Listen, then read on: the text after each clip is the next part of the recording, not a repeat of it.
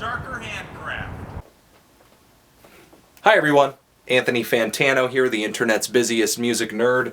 Welcome to The Needle Drop, where we blah blah blah about la la la. Doing a review of this new Trap Them LP Darker Handcraft. Before we get into that, linked down there in the description bar of this video are links to a new song from Fleet Foxes, music video with that, really digging on that, and also a review of the latest single from singer-songwriter Blake Mills. It actually comes off of his LP that he released last year, but it's a new single on Analog Edition Records, forged by a blog that I like a lot called Everybody Taste. Check it out. Trap Them is a New Hampshire metal band. This is their third LP, produced by Kurt Ballou of Converge, whose albums I end up reviewing all the time. All Pigs Must Die, Nails, Kveller Talk.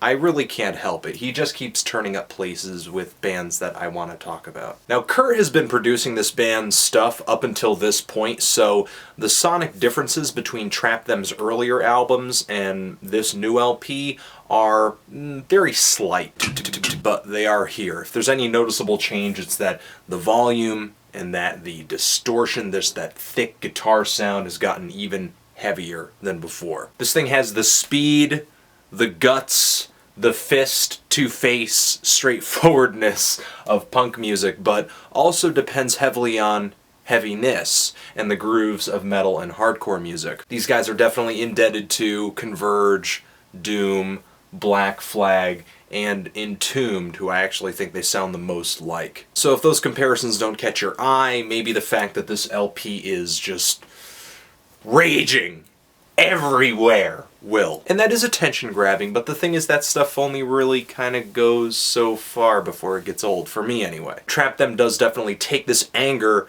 and fuse it with and back it up with some pretty good riffs, breakdowns, musicianship, and hooks. And yes, I said hooks, because choruses are choruses no matter how loud you play them. Parts of this LP, like the lyrics on The Facts or that opening wailing guitar lead on Every Walk a Quarantine, these kind of just like branded themselves into the back of my skull the moment I heard them. This band can be pretty diverse in how they structure their tracks too.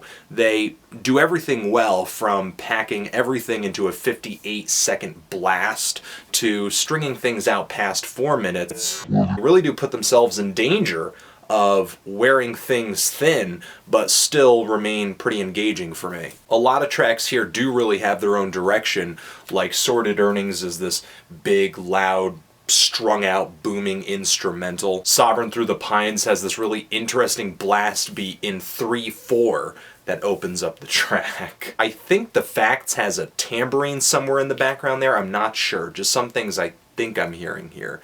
And also Drag the Wounds Eternal is this just brooding, dark, melodic, torturous scream with, I think, some organs buried in there somewhere. Not human organs, like an organ. Depending on your taste, all of these differences can seem like they're not that important because they're mostly delivered with the same aesthetic. I'm kind of torn because there's part of me thinking to myself, I really do love being perplexed by a record a little bit, sitting back and thinking, the effects on the new Panda Bear sure are psychedelic. Mind-bending, really. But there's also part of me that sees this LP as not really being up here, but being more in here, because when I hear those D beats rolling, when I hear those chugging power chords, I just want to break something. So those who are completely devoid of testosterone in their system, I might recommend that you steer clear. But if you're not huge on variety and you're really looking for something that is going to kick you in the stomach, something that is loud, proud, simple, with a lot of strong musicianship, really great drum fills, by the way. I am so happy the drums on this album are performed so well. Please keep real, actual drum sounds alive. I hate triggers. Good musicianship, decent songs and riffs. If you're interested, get on this. Links to listen below. I'm feeling a decent to strong 7 on this thing. I enjoyed it a lot. Very likable. Anthony, I'm not interested in another obscure band. How come you don't review any popular music? that I want to hear about. Mousetrap is not a good band. If they were good, they'd be number one on the charts. Shut up! Anthony Fantano trapped them, darker Handcraft, forever.